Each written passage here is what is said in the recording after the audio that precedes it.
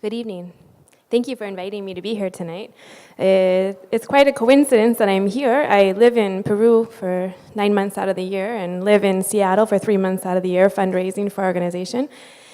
And when InterConnection told us that we were going to be the recipients of their grant this year and asked me if I could join them virtually via Skype, I said, how about I just come to your event? And they said, great, because I'll be here. So let me tell you a little bit about ourselves. To introduce myself first, so I'm Celeste Marion. I'm actually born and raised here in Seattle, North King County, or Snohomish County, Bothell High School, University of Washington. I went to Peru in 2004 as a volunteer after working with kids with autism in the Seattle area for many years. I wanted to combine my love for travel with my love for disabilities and autism. When I went to Peru, I found a very different reality than what exists here in the Northwest. Here, people have a lot of options for the services that are provided for their children, even though we have a long way to go to get the real quality of service that we need for our students. And in Peru, it's a very different reality, as you may imagine. So we're going to start with our mission, and then I'm going to tell you a little bit about the history. So our biggest concern, our biggest interest is working on including children into the society, into their families, first of all, the regular education system, and the vocational setting.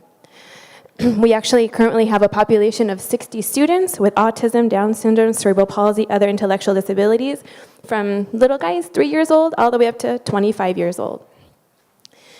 So how did we get started? So like I said, I went as a volunteer. I ended up working for a couple of years for another organization in Peru, in the Andes, in Cusco, Peru. We live at 10,000 feet.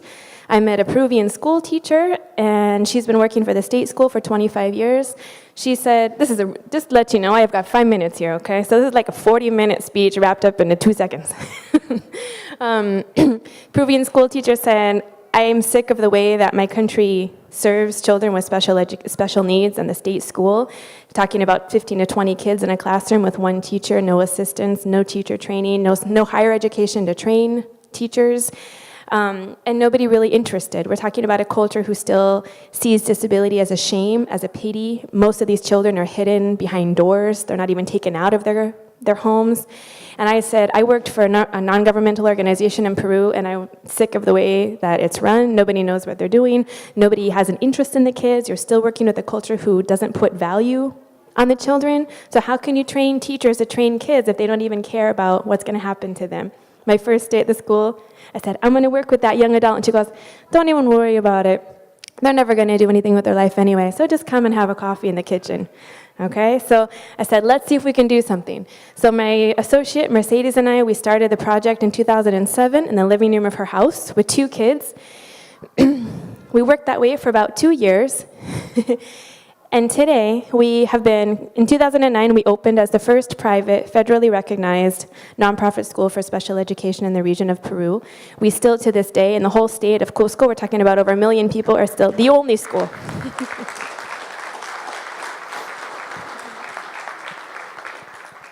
We are still the only school that does the quality of education. We have served over 150 children over the last few years.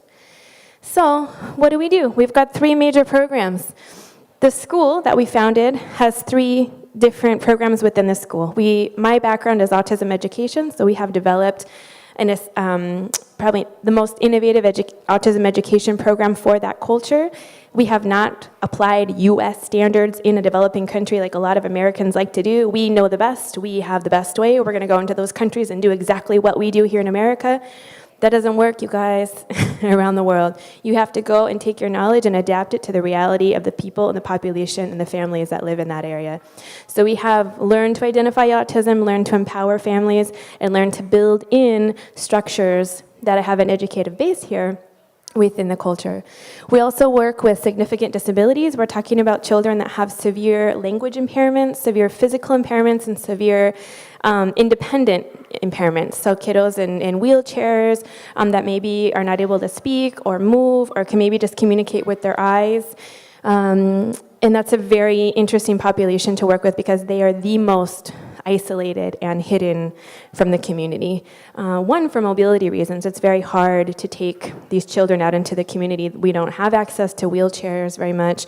The roads are curvy and dirt and brick. And a lot of times you have a kiddo that's this tall, and it's a little hard to carry on your back the way most Peruvians carry their children. And we have an inclusion preparation program. So the next program we have is actually a grant-winning innovative program for the region. Inclusive education, we include 5 to 6 children within a classroom in a regular education public school with one of our teachers working full-time within that classroom. We have currently 25 students included into 5 public schools. The third project that we've just launched this year, we did a whole crowdfunding campaign in April. We raised $22,000 online with a few special friends with grantors. We opened a new location this year. We currently have 2 locations for our school now, and this is to transition adolescents from the inclusion programs into vocational settings. We decided to bite off this big chunk of learning because we decided we want to dedicate ourselves from the beginning to the end, and we want to see our students working in the community with meaningful jobs and reasons to live, not just going back home and sitting in their homes. So, how are the computers from InterConnection going to support our students? Well, at the moment, we have 2 schools, 60 students, a staff of 25 people, and we have 2 laptops, just to let you know. Okay? We currently have 2 laptops for the whole school, one in the office and one that rotates through all the classrooms in the 2 schools. So you can imagine how frustrating and difficult that is just to start on an administrative level. However, we have many kids with nonverbal abilities that are able to write, or some are not able to write, and some have a very difficult time using a pencil and gripping and handwriting and actually making letters to communicate what they want to say. But it's so much easier to push a button and type out things that people want to say. And we have found incredible success with a lot of our students who have difficulty in communicating themselves appropriately, to be able to type out things they want to tell us, to be able to engage in learning, reading comprehension, reading books, answering questions, all via typing their messages via computers. The second part is speech and communication skills, like this little young man on the right-hand side, Marcelo. We have adaptive communication materials that some people have donated to us, adaptive keyboards, adaptive mouses.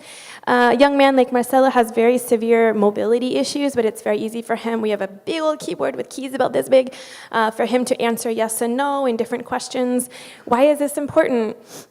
Well, if you were a young man who knew everything that was going on but could never speak or tell anybody about it or even move your body, how frustrated would you feel?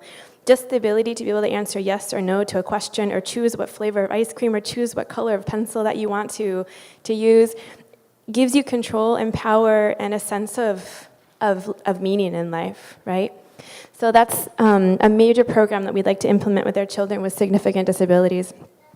Educational programs. Here we take for granted that our kids watch a gazillion DVDs every day. They watch Dora the Explorer, they watch this and that.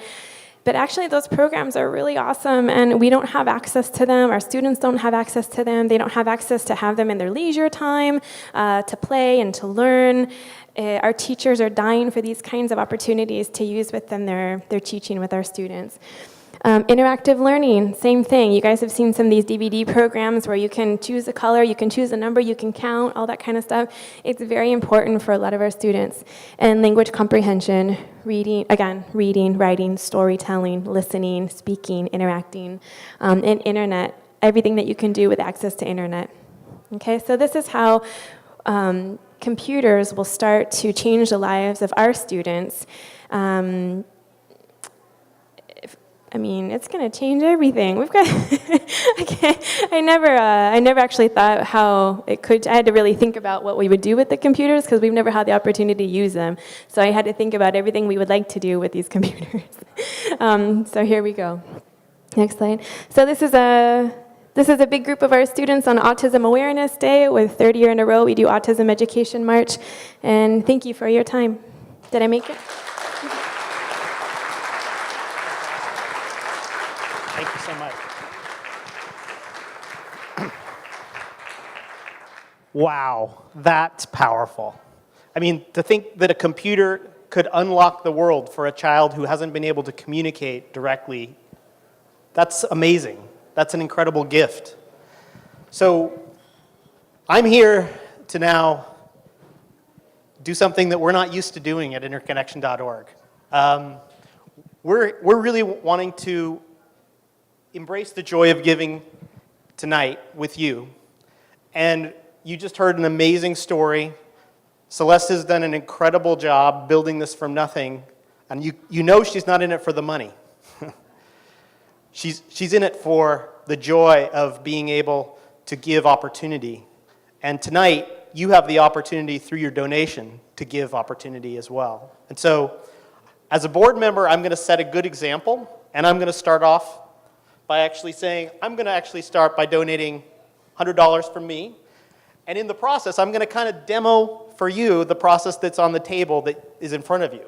So tonight, if you see, there's a large envelope.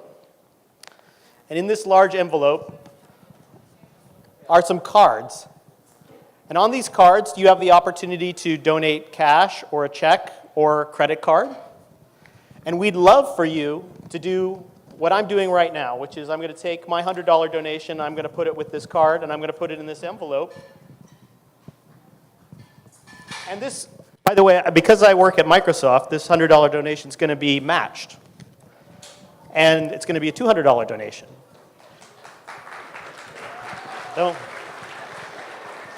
Don't thank me. I want to thank you later, right out there. Now, that $200 is kind of symbolic, actually, because $200 is going to pay for one laptop and the shipping costs and an hour of training for Celeste and her organization.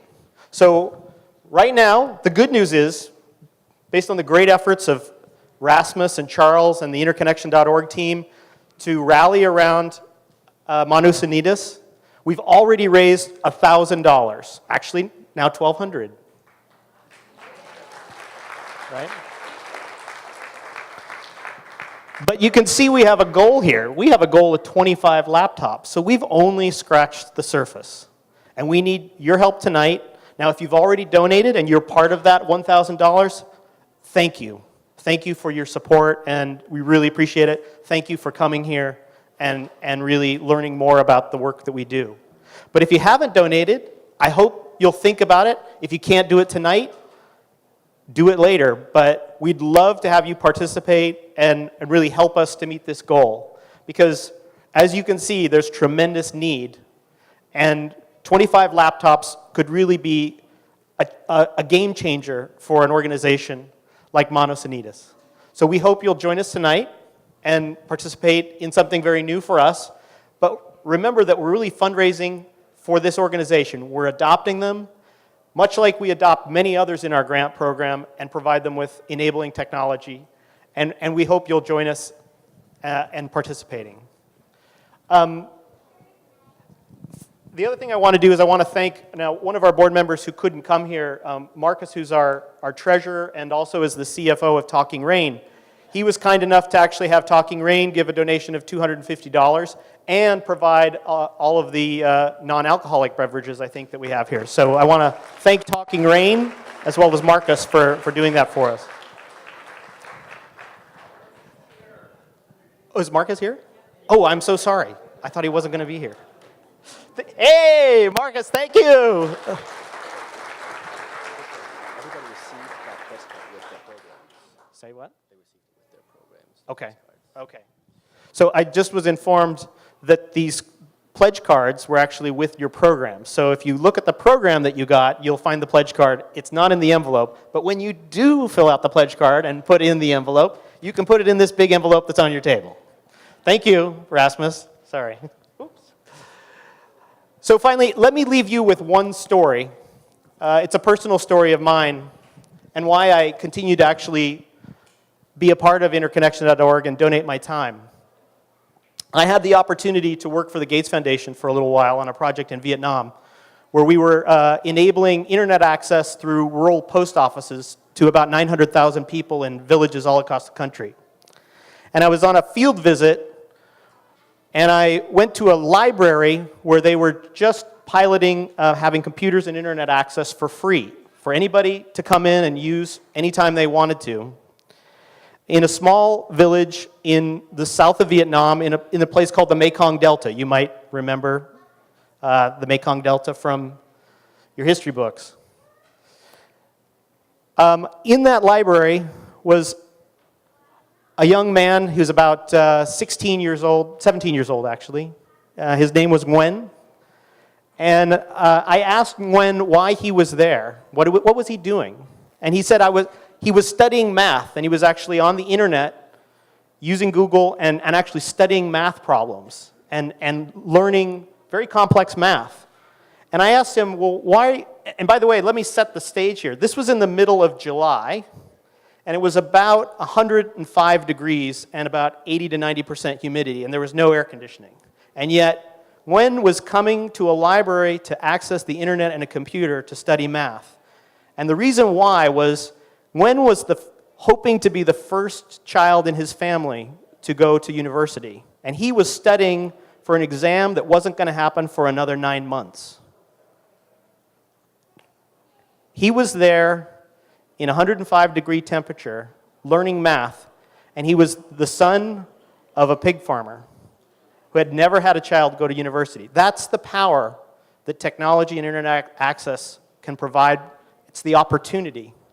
And I hope that, first of all, I want to thank you for participating in providing that kind of opportunity and helping us, whether it's donating computers, whether it's donating mobile phones, whether it's donating tonight or if you donated earlier. Thank you for being a part of that and really helping to provide opportunity to people all over the world through technology. So thank you.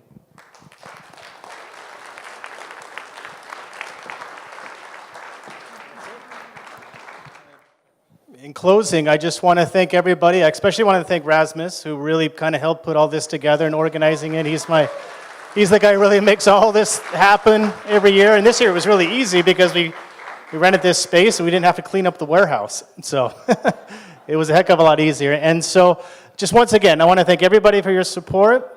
And there's still food. And there's still beer, and there's a polka band too. So don't leave. Hang out, have fun, and enjoy the night.